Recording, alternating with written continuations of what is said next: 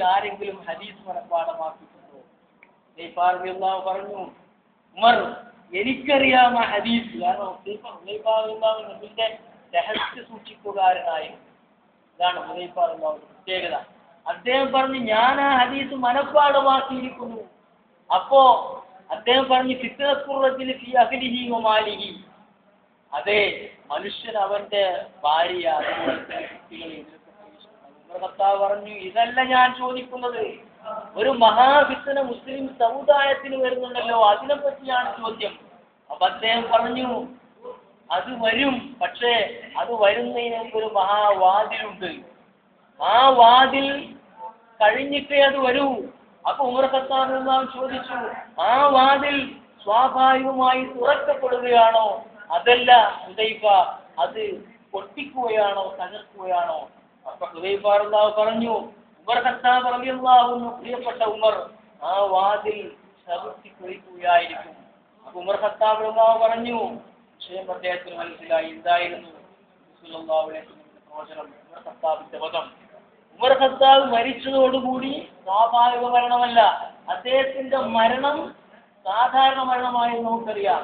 ആ മരണത്തിന് ശേഷം ഇസ്ലാമിക സമുദായത്തിൽ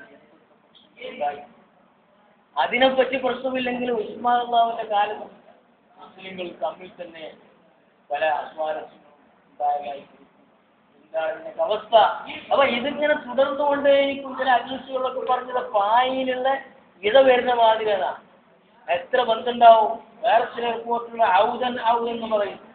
ഇടയ്ക്കിടയ്ക്ക് ഫിത്നകൾ വരും, സംഘടനകളിൽ വരും, അതുപോലെ തന്നെ പ്രസ്ഥാനങ്ങളിൽ വരും. അവിടെ എല്ലായിടത്തും കൊടി പിടിച്ചാൽ അവർ നരകത്തിന്റെ വക്താക്കളായിരിക്കും. അതുപോലെ തന്നെ അന്ത്യനാളിന്റെ അടുത്ത് മുഅ്മിനീങ്ങൾ തമ്മിൽ ഭിന്നിക്കും. അവിടെ എല്ലായിടത്തും ഓരോരുത്തരും ഓരോ കക്ഷിയിലും പോയി അമിതമായി തന്നെ മനുഷ്യനെ തട്ടിയെടുക്കുകയും വടിയെടുക്കുകയും അതുപോലെ തന്നെ ഇങ്ങനെയൊക്കെ ചെയ്താലോ ആ ഫിത്നയിൽ നമ്മളും പെടും ആണല്ലോ. വലിയ വലിയ യുദ്ധങ്ങളൊക്കെ മുസ്ലിംകളുടെ കാലത്ത് വന്നപ്പോ ബുദ്ധിമാന്മാരായ ചില സഹാബികൾക്ക് മനസ്സിലായി ഇത് തെറ്റിദ്ധാരണയാണ്, ഇതിൽ കാര്യമില്ല.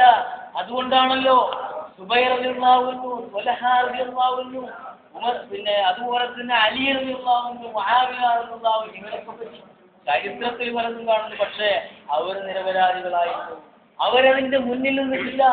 അവർ ഒരു ഫിത്നയുടെ മുമ്പിൽ നിന്നിട്ടില്ല. പക്ഷെ ഇന്നിപ്പോ നമുക്കൊരു ഫിത്ന കേട്ടാൽ മതി, നമ്മളതിന്റെ ഏറ്റവും പ്രത്യേകിച്ച് മുസ്ലിംകൾ തമ്മിൽ ഫിത്നയാണെങ്കിൽ അവിടെ രക്തം ചിന്താൻ ആളുകളുണ്ട്. അതുപോലെ തന്നെ ആളുകൾക്ക് പറഞ്ഞ് ഏഷണി കൂട്ടാൻ ആളുകളുണ്ട്. നോക്കണങ്ങള്, ഈ ഫിത്നയിൽ നമ്മളൊക്കെ പെട്ടുപോയ അവസ്ഥയാണ്. ഈ ഫിത്ന വന്നു കഴിഞ്ഞാൽ അത് ഉണ്ടാക്കുന്ന ആളുകളെ കുറിച്ച് ചെയ്തു നേതാക്കന്മാരാകും.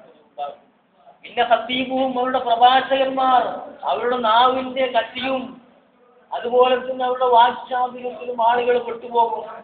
അവരുടെ മുമ്പിൽ എല്ലാവരും ഭസ്മമായി പോകും. മറ്റൊരാൾ പറഞ്ഞു വൽമൂമിനു എന്ന് വെച്ചാൽ കേൾക്കുമ്പോഴേക്കും താളവെച്ചു എന്ന് കേൾക്കുമ്പോഴേക്കും കയറെടുക്കുന്ന പാവങ്ങളായ അനുയായികൾ.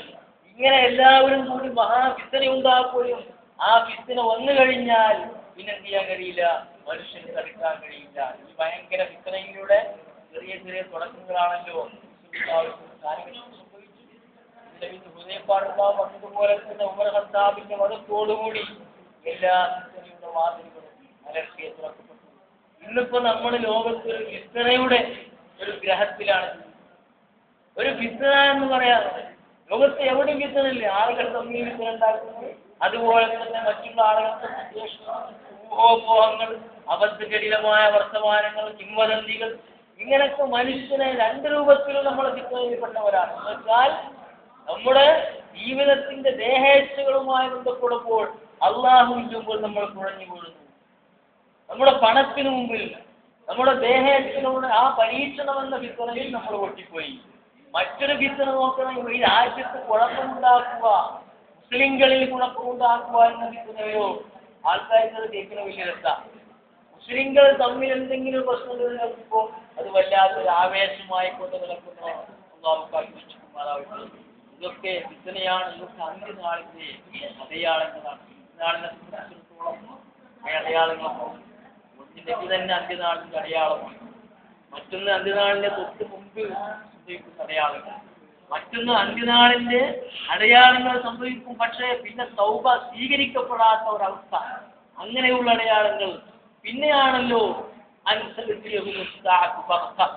പെട്ടെന്നൊരു ഒരു വരവാണല്ലോ അന്ത്യനാളിന്റെ വരവ്. നമ്മൾ മനസ്സിലാക്കണം, ഇന്റർനെറ്റിന്റെയും ഈ സീരിയലുകളുടെയും അതുപോലെ തന്നെ നമ്മളെ ഈ ഗെയിമുകളൊക്കെ നമുക്ക് പരീക്ഷണമാണ്, ഫിത്നയാണ്. ഫിത്നയിൽ നിന്ന് രക്ഷപ്പെടണമെങ്കിൽ അതിന്റെ ഈമാൻ വേണം. അതുപോലെ തന്നെ സഹാബികളുടെ ഈമാൻ നമുക്ക് വേണം. കുരിശിന്റെ മുന്നിൽ അതുപോലെ തന്നെ കുരിശിലേക്കും ഒക്കെ പറഞ്ഞപ്പോ എനിക്ക് 2 റക്അത്ത് നമസ്കരിക്കണം എന്ന് പറഞ്ഞ ഗൈബിനും അതിന്റെ ഈമാൻ ഇല്ലെങ്കിൽ ഇവിടെ നമ്മൾ എവിടെയും പോകും. അല്ലാഹു തആല കാത്തുരക്ഷിക്കുമാറാകട്ടെ.